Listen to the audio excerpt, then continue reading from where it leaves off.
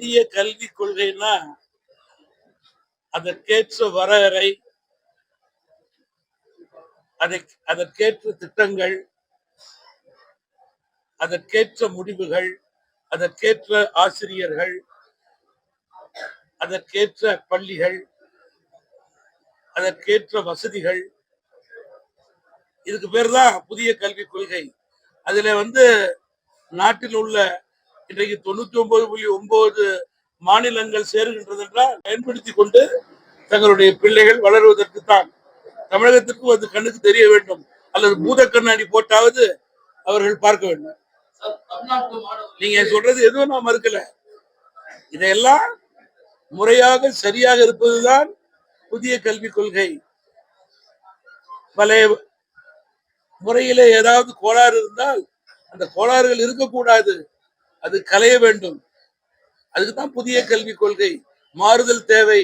தவறு இருந்தால் எந்த அரசாக இருந்தாலும் திருத்திக் கொண்டு அதற்கேற்றவாறு மாணவர்களுக்கு கொடுக்கின்ற கமிட்மெண்ட் அதை நிறைவேற்ற வேண்டும்.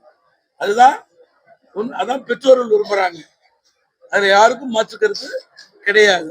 அந்த மெயின் ஸ்ட்ரீம்ல தான் சேருங்கன்னு சொல்றோம். அந்த மெயின் ஸ்ட்ரீம்ல தான் சேருங்கன்னு சொல்றோம். நீங்க எளிமையா சொல்லிருக்கீங்க. ஆனா மத்திய கல்வித்துறை அமைச்சர் நீங்க மும்மொழி கொள்கை, அதாவது இந்த புதிய கல்விக் கொள்கை சேர்ந்தாதான் நிதி தர முடியும் அப்படின்னு சொல்ற வார்த்தையை எப்படி ஏத்துக்கிறீங்களா? தம்பி கேளுங்களேன், இன்றைக்கு இந்த கூட்டத்துக்குள்ள வரணும்னா கட்சிக்காரங்களா இருந்தாலும் வட்டார நகர பேரூராட்சி தலைவர்களா இருக்கணும், மாவட்டத்தினுடைய பிரதிநிதியா இருக்கணும். என் கட்சியா இருந்தாலும் இந்த கூட்டத்துக்குள்ள வர முடியாது. அதுதான் கோட்பாடு, அதான் சட்டம். அப்போதான் கட்சி தலைக்கும், கட்சி ஜெயிக்கும், மக்களுக்கு எங்களால் பணியாற்ற முடியும். அதுபோல ஒரு திட்டம் என்றால் ஒரு கோட்பாடு, ஒரு சட்டம்.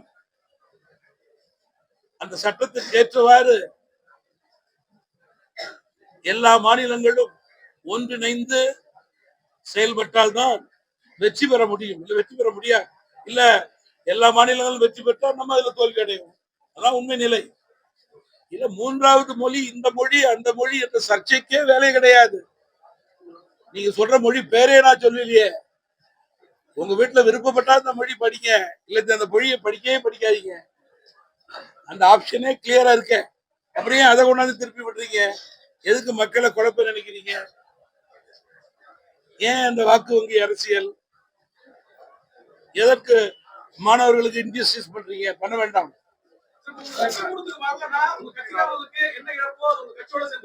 இதுவே மும்மொழி கொள்கையை ஏற்கல, நிதி தர முடியாதுன்னு சொன்னா பள்ளி மாணவர்களுக்கு கேள்விக்குறியாடும். ஆசிரியர்கள் திரும்ப அடுத்து ஏற்கனவே நிறைய கொள்கையை எடுத்துட்டு போராட்டம் நடத்தாங்க. சம்பளம் போட முடியாத மாணவர்களுக்கு பாதிப்பு ஏற்படும் இல்லையா? கட்சிக்கு கம்பேர் பண்றீங்க. ஏன் தம்பி வீட்டுல பிள்ளைகளை படிக்க சொன்னா படிச்சா படி, படிக்காட்டி போ, ஓன் சௌரியம் குட்டிச்சோரா அப்படின்னு சொல்லுவோமா? என்ன தம்பி இது? எப்படி தம்பி படிக்க சொல்றோம்? படிக்க மாட்டேன்னு சொன்னாங்கன்னா அந்த ஆட்சியை தானே நாங்க புத்தி சொல்றோம். நீங்க சொல்றதுதான் நானும் சொல்றேன். ஐயோ படிக்க சொல்லுங்க, மூணாவது மொழியை நீங்க சொல்றதே சொல்லாதீங்க, உண்மையை சொல்லுங்க அப்படின்னு சொல்றோம். உண்மையை சொல்லுங்க.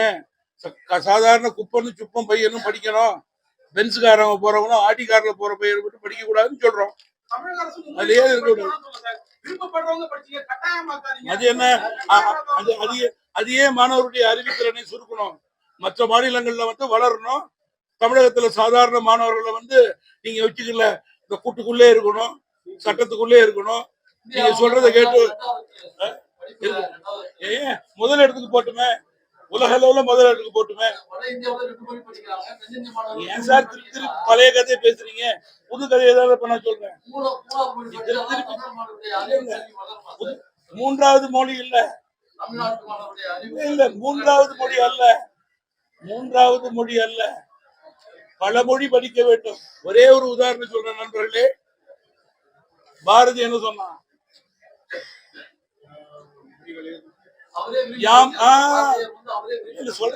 சொல்றேன் யாம் அறிந்த மொழியிலே தமிழ் மொழி போல். அதற்கு காரணம் என்ன? அந்த காலத்திலே பாரதி பல மொழி படித்ததினால்தான் அந்த மொழிகளிலேயே சிறந்த மொழி தமிழ் மொழி. நீங்க நம்ம நாட்டுல நம்ம ஆட்சியாளர்கள் வேறு மொழி இங்க படிக்க கூடாதுன்னா எந்த மாநிலத்துல யாரு விரும்பி உங்க தமிழ் மொழியை படிப்பா சொல்லுங்க. தமிழகத்துல வேற மொழி படிக்க கூடாது, இந்திய விட்டுடுங்க, தூர போடுங்க, பாதகம் இல்லை, யாருக்கு விருப்பப்பட்டவங்க படிக்கிறாங்க. தெலுங்கும் மலையாளமும் கன்னடம் கூட படிக்க கூடாதுன்னா இல்ல கேளுங்க சார். பக்கத்துல உள்ள மாணவர்கள் எப்படி தமிழ் படிப்பாங்க? உங்க குழந்தை நாளைக்கு 3வது மொழி படிச்சு நல்லா வரணும்னு நினைங்க. ஏன் சார் நல்லதே நினைக்கல வருங்காலங்கள்னா தமிழ் மாணவர்களுக்கு அப்புறம் எப்படி? உங்களுக்கு உங்க பிள்ளை உங்க பேரன் படிக்க வேண்டாமா?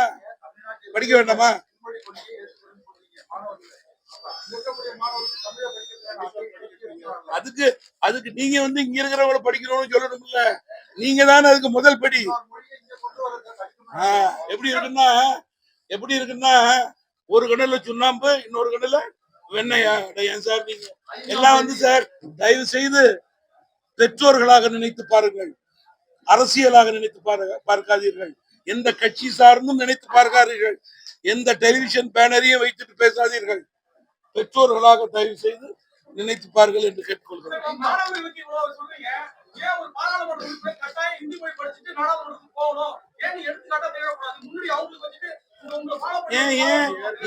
ஏன் பாராளுமன்ற உறுப்பினர் ஹிந்தி படிச்சுட்டு போகணும்?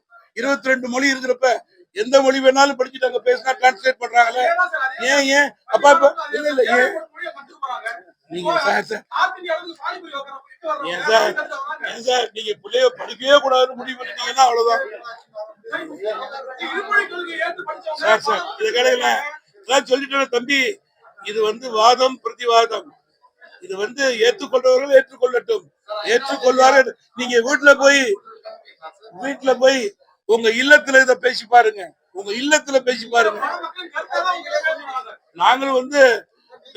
நாங்க பெற்றோருடைய கருத்தை பிரதிபலிக்கிறோம். பாதகம் செய்பவரை கண்டால் நாம் பயம் கொள்ளலாகாது பாப்பா. மோதி மிதித்து விடு பாப்பா, அவர் முகத்தில் உமிழ்ந்து விடு பாப்பா. அண்மை செய்திகளை உடனுக்குடன் தெரிந்து கொள்ள இணைந்திருங்கள் எம் நாடு தொலைக்காட்சியுடன்.